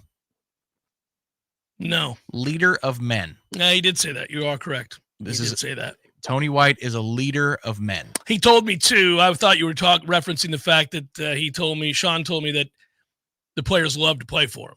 Yeah. Yep. Because that came up in the conversation, too. And he said that, and that's leader of men. But you can see it. He said the players love to play for him. Well, no, listen, he was a linebacker in college. He played. He's had to sacrifice in the same way that he's asking them to. And he had to be rugged in the same way he wants them to be. He had to pursue the football in the same way that he's demanding they do. He has a presence about him that you can tell right away that there's authenticity. He's not working to try to convince you about something. Right. He's just talking to you, which to me is the sign of somebody who is extremely confident in who they are. Comfortable in their own shoes, yep. Comfortable in what they know and how good they are at their job. I don't need to be this other thing on the trail to talk to you. I don't need to be this other thing in the transfer portal to make a phone call with you. I'm who I am, and I'm going to make you better. There's a confidence that he breeds, and you can see the difference. A lot of the same players year over year playing completely differently. Ira writes about it in his 3-2-1. I know there's a reference anyhow to, Tony White and Gus Malzahn and what Florida State is and just trying to live in the moment and all of that. I had a lot of people after this game say, are we going to lose our coaches? Because everybody's so impressed so far through 2 games with the way these kids play. Obviously, the results are the results, but the way they play. And I said, look, I think there's a better, and we're going to ask Ira here in a second. I want to ask him specific because I think this is the conversation that's going to be heard a lot this year because they're going to keep playing hard. And if they keep playing hard, given the talent they have, they're going to win a lot of games. And then that's going to create the fervor around your assistants that were brought in that helped the team go from 2-10 to whatever their record's going to be this year. Well, I think there's a much better chance that we lose Tony than we lose Gus. I think Gus seems to be very happy and very comfortable with just calling plays. Now, I've said before, I think down the line, maybe he'll want to be a head coach again. I think he's really enjoying this, and he said as much. His own words describe that very thing. Tony has interviewed to be a head coach before. It is his dream to be a head coach. Now, he is paid handsomely. And, depending on how good this defense is, he may be getting a bump at the end of this year. But and Florida State's never been cheap with their assistant coaches. So they will pay to keep good coaches. It's just that there's only so much you can do if a guy wants to be a head coach. The thing of it is, because he's paid handsomely, it means that he doesn't have to take whatever job comes down the pike. It's not like, the Charlotte job opened up. Do you want the Charlotte job? Hey, how much can you really win in Charlotte? Most coaches, a lot of them anyhow, if they want to be a head coach, they'll jump at it no matter what it is. Others who are making good money and are happy where they are will say, well, we can do better. I also think given the volatility of college football, it's really, if I'm an opposing AD, I need to see 3 or 4 years of success at Florida State before I know that this guy's consistent. Anybody can have one good year. Anybody can. Oh, man. Speaking of which, Irashito will join us next. Jeff Cameron Show 93.3 Real Talk Radio, Warchant TV. Hey, everybody, this is Shannon Young with Cross Country Mortgage. Been in the industry now for 22 years. I just made the move over to the nation's largest retail lender, Cross Country Mortgage, here to serve you in 7 states, including Florida, Georgia, Alabama, the Carolinas, Tennessee, and the state of Texas. Here to offer better service, better rates, and if you were thinking about buying or if you've been on the fence and been waiting to call me, now is the time. You can still find me at loansforknowles.com That is, again, loansforknowles.com. I've helped thousands of fellow Knowles get into their dream home, and I can't wait to help you get into yours. Give me a call today. I'm at 954-369-6171, or go to loansforknowles.com. Again, that's 954-369-6171, and that's loansforknowles.com. Equal housing lender. NMLS number 373031. T-Spark Enterprises, roofing and construction services. T-Spark.com. We conquer all peaks. We fix those dark leaks. Call 850-766-1340. T-Spark Enterprises, roofing and construction services. T-Spark.construction.com. License number CCC 1331204. Your business doesn't stop, and neither does IOI's. From the trusted owners of Mac & More Systems, IOI's offers 24/7 IT support, cybersecurity monitoring, HIPAA and compliance consulting, cloud data management, phone systems, and full network design and security. For healthcare, finance, legal industries, IOI specializes in keeping sensitive industries protected and connected. Local service, major protection. Visit IOIs.com today and discover why smart businesses trust IOIs.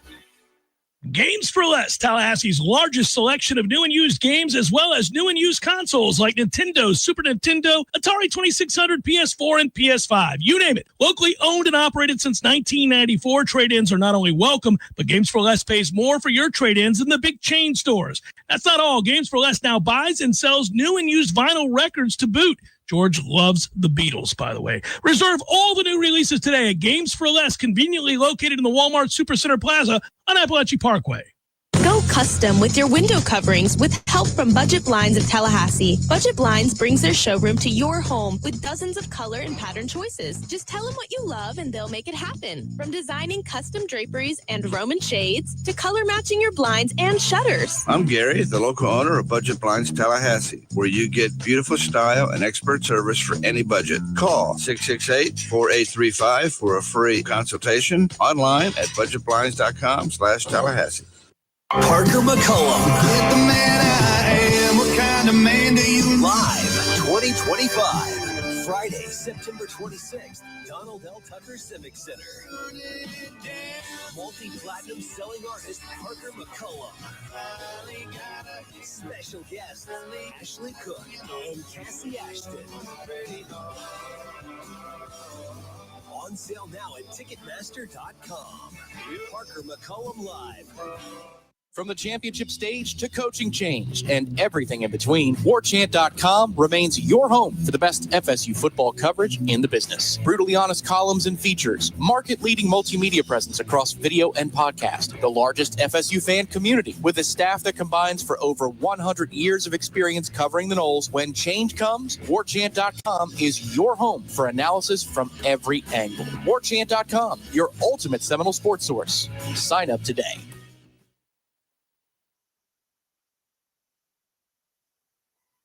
The Jeff Cameron Show is a production of the Warchant.com Multimedia Network. Check out Warchant.com today for the latest news inside Florida State athletics. That's Warchant.com. Now, back to Jeff on Real Talk 93.3.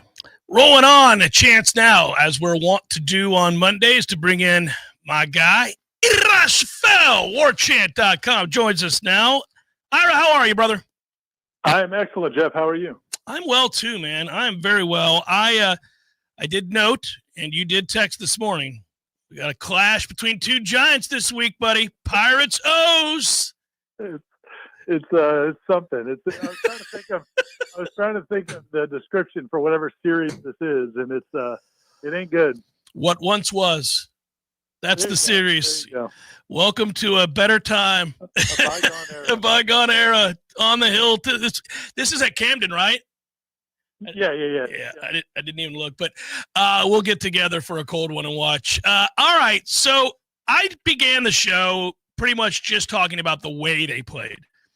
The result was never going to be in question, but man, the way they play, Ira, this is what I think today resonates with Florida State fans. Like, I think it was still putting a smile on their faces Sunday as they sat down for dinner, and again today when they got up to go to work. Like, This team plays. We've all seen really good versions of Florida State. We've seen great, all-time great versions of Florida State. National championship great. I'm not saying they're going to win a national championship, but those teams that are good, they certainly play a certain way, and they play a way that can excite a fan base. And I don't think that's something you just lose. Like, they're not going to suddenly not play the right way. They're going to play hard, and this is such a sight for sore eyes. How they play is very important. Would you agree with that? Yeah, man. And I think, again, just watching that game, right off the bat, the way the defense, Daryl Jackson gets double teamed and throws guys off him to make a sack. And it's like, I think I was telling Corey, I think, like, me as a human being, if I'm getting double teamed, I'm thinking, okay, well, that's good. Somebody else needs to make this play, especially against these Texas A&M, right? I mean, the game's not going to be in doubt. It's not going to matter whether or not you make this play, but just playing with that kind of effort. And you see it across the board. I mean, I just think if you're, Gus Malzahn, if you're Tony White, if you're anybody on the staff right now, you're kind of pinching yourself, because you don't get teams like this very often where you have talent. I mean, it's not a team that's void. Right. It's got talent. It may not have Ohio State talent, but it's got talent, and they're doing everything you ask them to do. I thought a great line from Tony yesterday when we talked to him. I just asked him about does he think, like, getting some taste of success, can that even lead to more of that? And he said, he's like, he basically he answered his own question, but he said, the thing I'm seeing now is when we tell guys we need to get this thing done, they just say, okay, let's go get it done. He said, in the past, like with a lot of teams, you explain, hey, we need to do this, and guys might ask, why do we have to do that? Or what's going on here? Are you sure we have to do this or whatever? Or they might kind of roll their eyes. It's like, as soon as they tell them now, this is what we need to do, they're like, okay, good, let's go do it. And that's an awesome place to be as a coaching staff. What else stood out to you about Saturday? Again, it was a lopsided affair, but yet I think the investment was there, both from the fans and the players. And I for one, I was touched by how much celebrating there was for teammates, and how walk-ons were celebrated, and third stringers making a tackle were celebrated by the starters. Like that stood out to me. I know that I think that a lot of Florida State faithful saw that too, and that makes this team eminently likable. Yeah, and I think that's a big thing. I think the thing that stands out to me is just how clean they play, and especially in a game like that where you put in 40 plus guys on each side of the ball. And again, Tony White said yesterday that, some of those guys that played in that game defensively didn't even get reps in the game plan last week because they're already scout team guys. And once the season starts, they're mostly just doing scout team. Now they do the team drills, so they know the system, but they're not getting the calls that week. They're not really prepared to go into the game. And, but it seems like, again, offensively, Gus's system, I think it's more on the easy side than a lot of offensive systems. Sure. But the fact that you're putting in 30 to 40 guys and they all know how to execute your offense, I just think that speaks really highly of not just the buy-in of the players to really be focused, even if they know they don't think they're going to play, but also this coaching staff and how well they teach. And I think that, you just, again, have to be really impressed by how quickly they've implemented new systems on both sides of the ball, including some players that are key players that arrived after the spring. And it just seems like the knowledge and the intelligence this team plays with just blows me away. I think it's a great point you're making about the ability to teach it. I've been amazed. Like, we all kind of thought, well, this is the right system. If you're going to bring Castellanos in, you got to run a system like this. It's a good fit for Gus. Maybe we'll get the best version of Tommy. But when you see it really across the board, both on offense and defense, that not only is there collective buy-in, but there's a real understanding of how to execute what they're asking them to do. They have taught this very quickly. Yeah, and I also like the fact that, it's funny. I made the comment last year, and it was probably on your show. It might have been on headlines, because I was watching an interview with, it was actually after a Miami game, and in a play in a Miami game where they got a big first down or touchdown when everybody got behind the pile and pushed the pile. And I made the comment that, and the Miami players said that's something they actually work on in practice.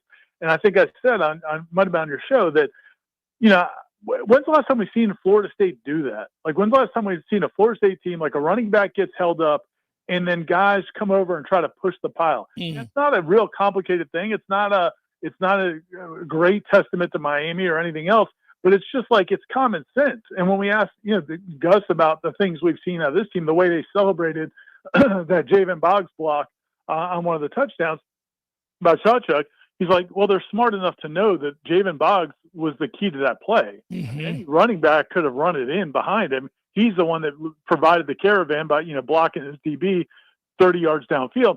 And I just think that should be appreciated. That this is a smart team. We saw it in the Alabama game when Sawchuk's running to the goal line and you've got guys trying to grab him from both sides to drag him across the goal line. It's not a super high bar, but again, we haven't seen a Florida State team play not just hard, but also play smart and savvy. And there's some of that in this team too. You point out in your 3-2-1 column on warchant.com that you should enjoy the moment and don't worry about the future. And I think that's true in college football anymore. We don't know what carries over from one year to the next. We're seeing examples right now all around the country of programs who we were lauding for the season they had a year ago and now are scratching our heads wondering what went wrong in the offseason. And we're seeing programs that were having a really difficult time a year ago, none worse so than Florida State, get off to great starts. So, yeah, it's a different era, right? We just have to be right here, right, very Zen-like, Ira. We just have to be in the moment. Right now is all we have. Hey, 10 toes down, as the kids say. I think that's the thing. I know it's not ideal. People want to know.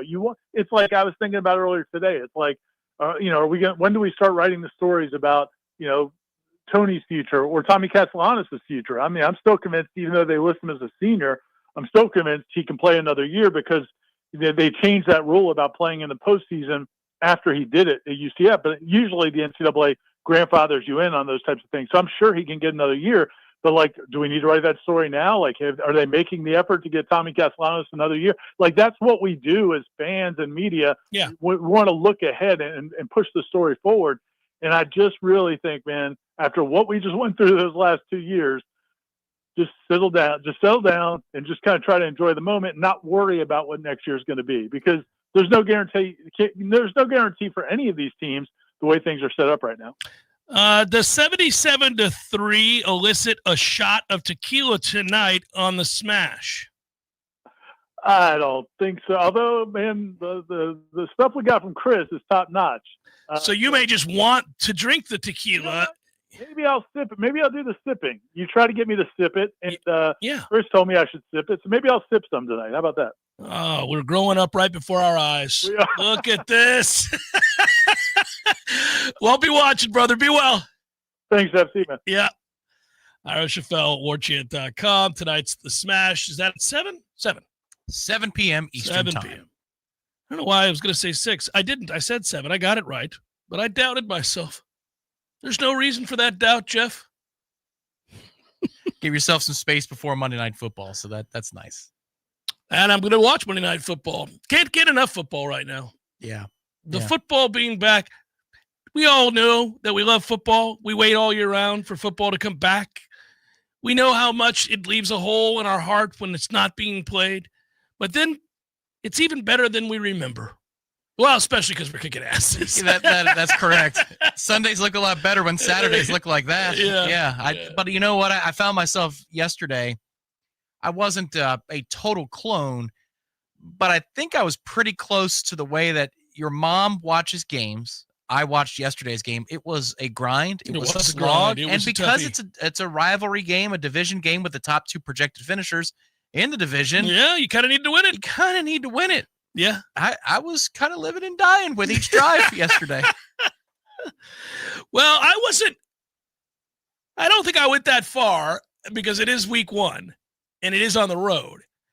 But when he missed the extra point, I thought, you sorry SOB. It's the only thing you can't do there. The game is over if you make the extra point. And now what are we going to do? Well, we're going to sit here and watch Atlanta go right down the field is what we're going to do, because you knew that was coming. I was like, well, goodness, let's not give up a touchdown here. I mean, this is awfully easy so far. Yeah, it was. And that last year, when you consider the way that the game between these two teams finished in overtime and how the Bucs could have run the clock out and they fumbled in a key situation. Yes, they did. And you lose that game because you don't get to touch the ball in overtime. that it felt like it was going to happen again. It almost felt like it was a lock. But you know what? But it didn't. It didn't. It didn't. No. Because off of Koo's foot, it is no good. That's the second it left his foot, I was like, yes, there you go, Koo. I felt like Mike Norvell against LSU with the extra point. Yeah. I was like, somebody, I got to jump on you and hug you. What a relief. Pitch and Penny Pools and Spas have everything you need for pool maintenance, chemicals, cleaners, pumps, vacuums, nets, covers. They've got it all. And now they have cold plunge tubs, too. Not just the premium hot springs hot tubs, Mitch, but the premium premium cold plunge tubs as well. If you want to see what I'm talking about, Greer Road, go check that warehouse out. It is something to behold, and they make it very affordable to do. So luxury's not far away, better health not far away. Pinch a Penny Pools and Spas. News now. The Leon County Sheriff's Office arrested a couple of...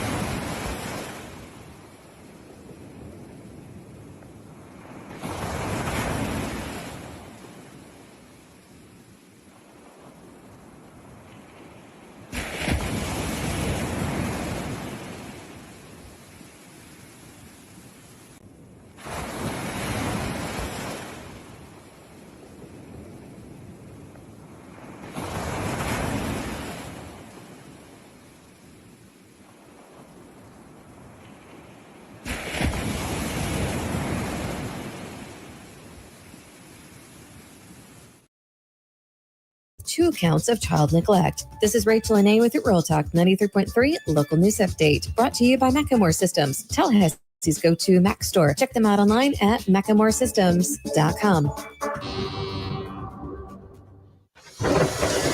This is meteorologist Paul Trombley with your Real Talk 93.3 weather update. Cloudy skies with a few peaks of sun this afternoon with a chance of thunderstorms.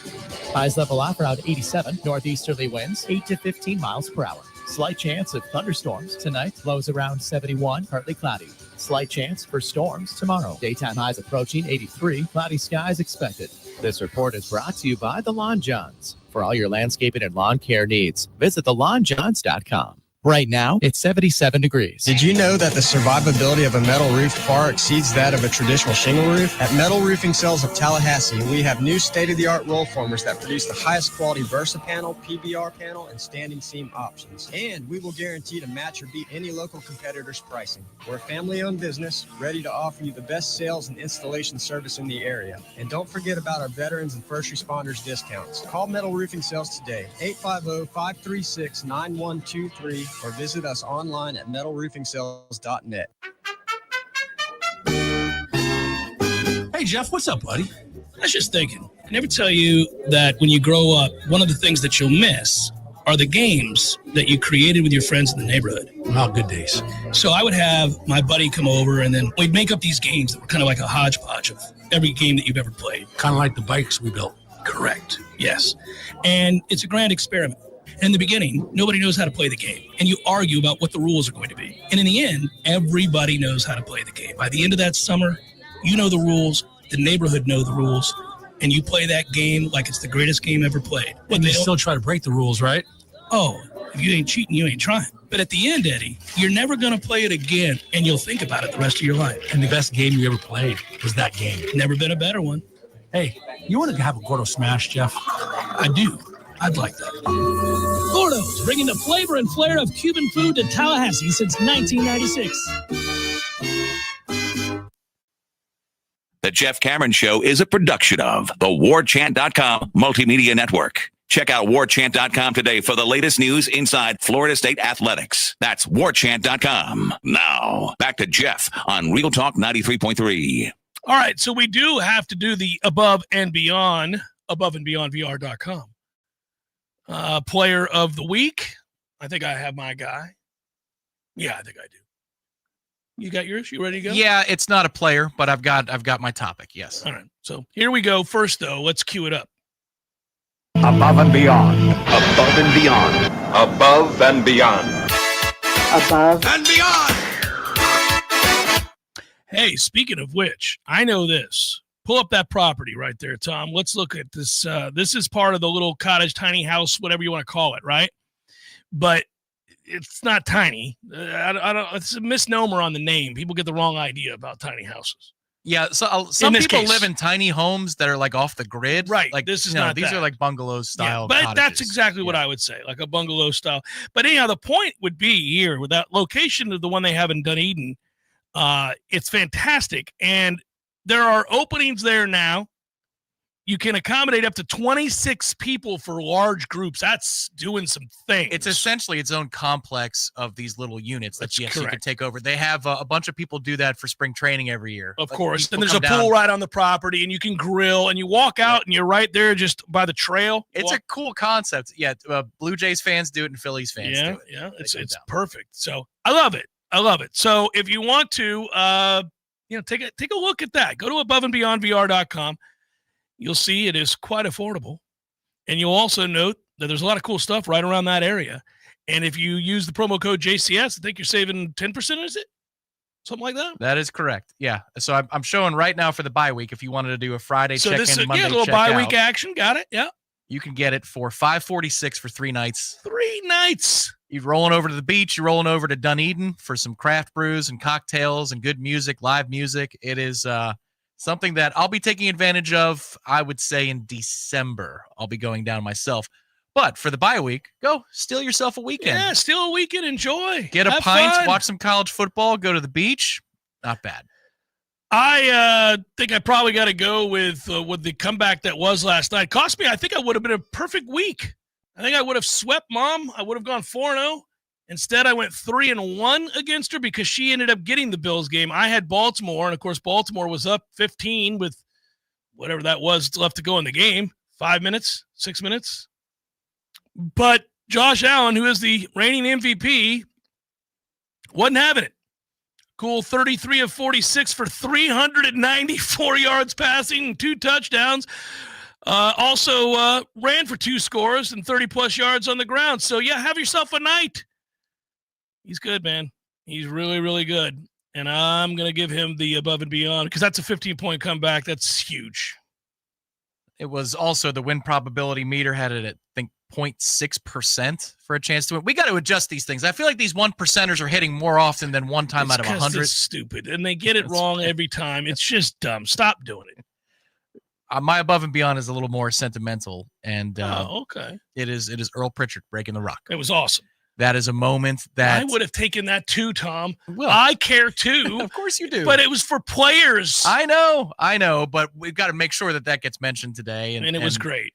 That is something that you wish never had to take place. Of course. But if it did, it's as powerful as you think it is. If by chance maybe you had moved on to the next thing from the Knowles game in the second quarter. Oh, you're saying if people haven't seen the video? It's on the FSU it's football fantastic. social media accounts, the video, the reaction from Mike Norvell in the press conference.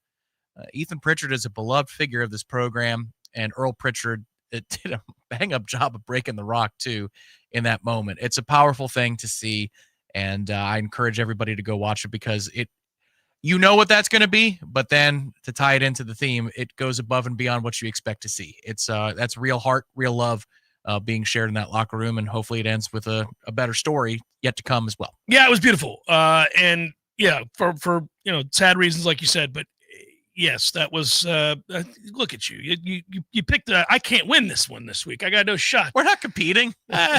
Are we? Oh, we are. You heartless bastard, Jeff. See, Tom's over here caring about humanity. You just want another touchdown pass. We didn't define our terms before we went above and beyond.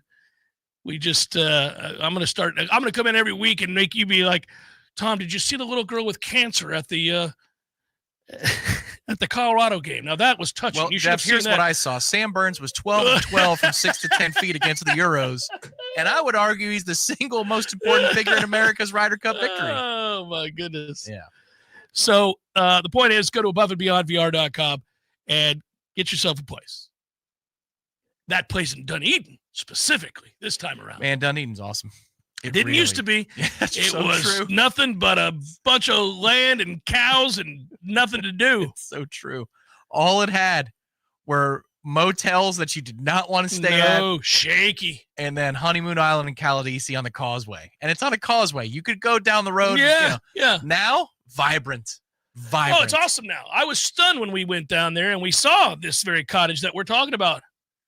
And I was like, oh, this place is awesome because there's actually things to do here too. I wish I could think of something to get all family and friends down there, 26 people to take, because it's essentially a mini city. You just take over your own little village here. Yeah, and sit out by the pool and then walk Yeah, downtown. you can grill, you can do whatever. You can do the whole kit and caboodle. Could just watch a bunch of football this weekend is what you could do too.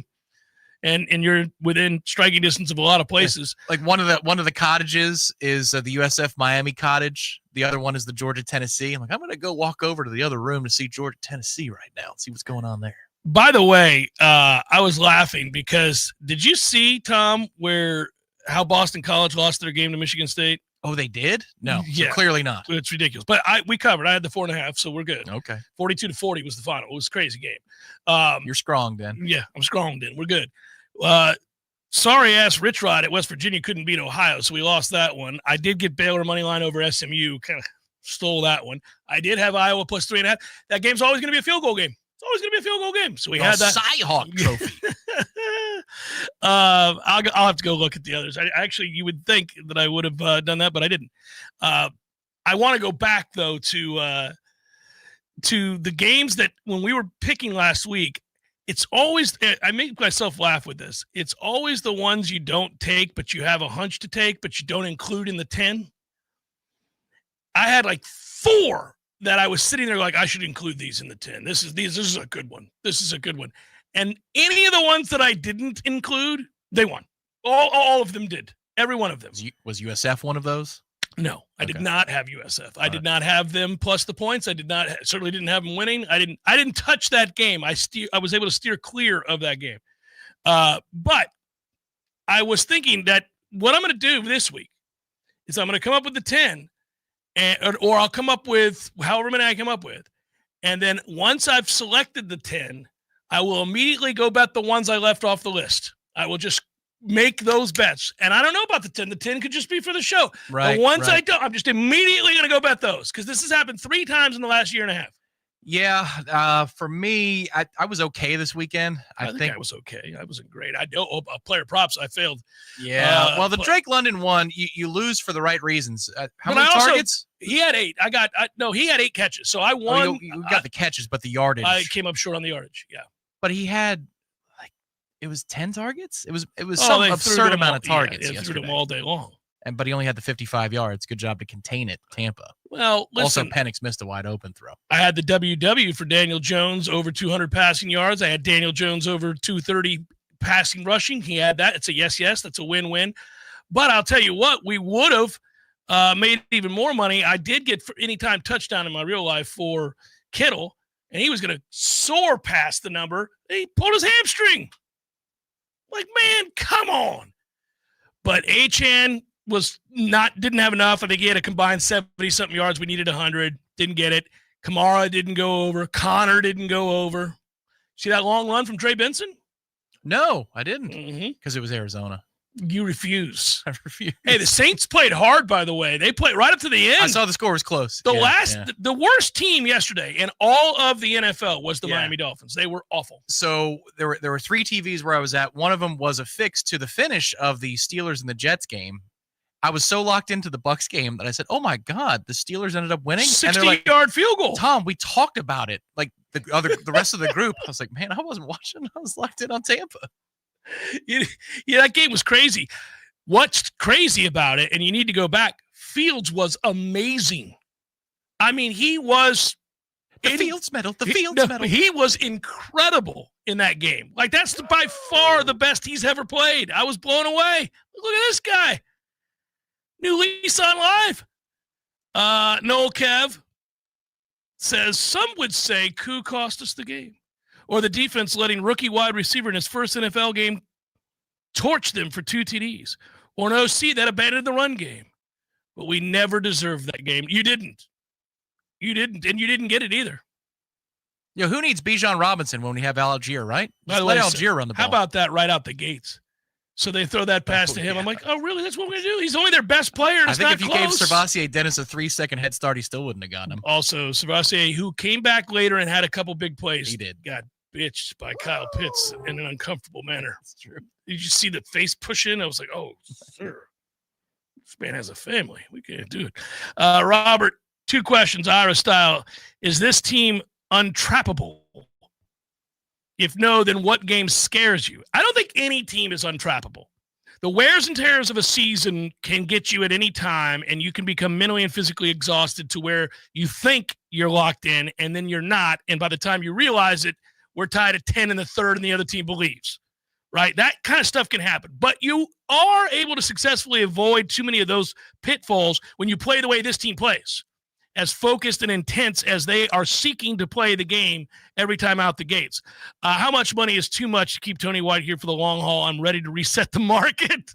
It's early. $4 million. That's too much. Yeah. 3.5, I'm here for it. Listen, we don't need to start with it. We just let's just get to let the season play out, and we'll go from there. Optimus Climb says, I was out on Norvell in the offseason. He's a leader of men that got lost on me last year. This new role is perfect for him. Go Noles, go Norvell. Jags Knowles just rewatched the FSU Bama game and noticed Jesse Palmer say, oh, man, when Alabama came up short on 4th down, the former Gator bias. I thought he was really good in that game, though. He was really good in that game. That's him reacting to a quarterback missing an easy play. That is. I think that's not about rooting for Alabama. That's the quarterback and him going, geez, Luke, kid, it's right in front of you. For the run, yes, and then also the throw where Juice makes the tackle. Oh, yeah. No, I think he's just disgusted by a play that wasn't made. Bad I think he is, yeah. Final hour, bonus hour coming up. Stay with. Your home is